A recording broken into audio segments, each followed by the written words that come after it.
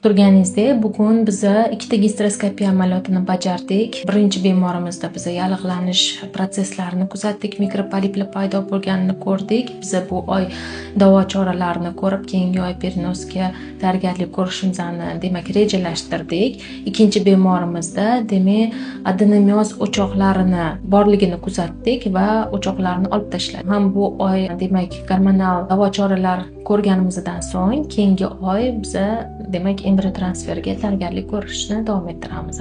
Embrion transferiga olgan bemorimiz 16 yillik birlamchi bepushtlik bilan murojaat qilishgan. Biz ularga yig'ish programmasini amalga oshirgandik, chunki ayolimizning yoshi katta bo'lgani sababli avarial zaxirasi kam va yig'ish natijasidan so'ng bizda bitta dona yagona embrioncha, sog'lom embrioncha hosil bo'ldi va biz buni bugun bachadonga embrion transfer amaliyotini bajardik. 14 kundan keyin yaxshi xabarlar bilan bizani xursand qiladigan umiddamiz.